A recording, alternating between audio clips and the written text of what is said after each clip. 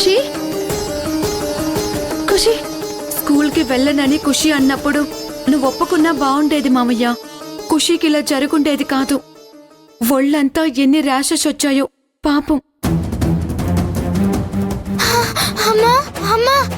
అయ్యో, శ్వాస తీసుకోవడానికి కూడా ఇబ్బంది పడుతుంది.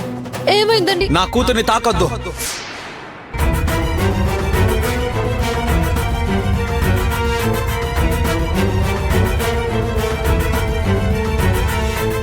నీ వల్లే నా ఖుషికి ఈ పరిస్థితి వచ్చింది.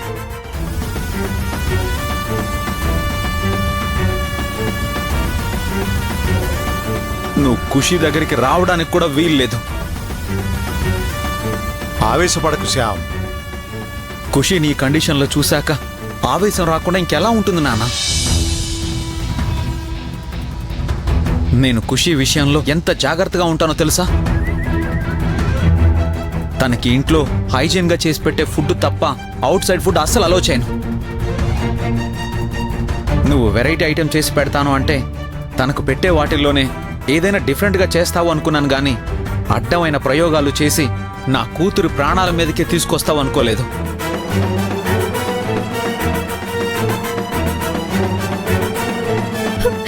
నేను ప్రయోగాలేం చేయలేదు. పొంగనాలు తినడం వల్ల ఏమీ కాదు. ఖుషికి ఇలా ఎందుకు జరిగిందో నాకు అర్థం కావడం లేదు. ఏం తెలియనట్టుగా నటిస్తూ కన్నీళ్లు పెట్టుకుంటే నీ మీద కనికరం చూపిస్తామనుకుంటున్నావా?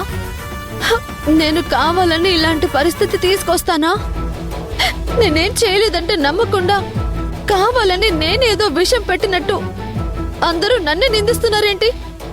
ఖుషీకి పెట్టడమే కాదు, రాధ కూడా అవే పొంగనాలు తిన్నది శ్యామ్ గారు. తనకేం కాలేదు కదా. ఎక్కడో ఏదో పొరపాటు జరిగినట్టుంది.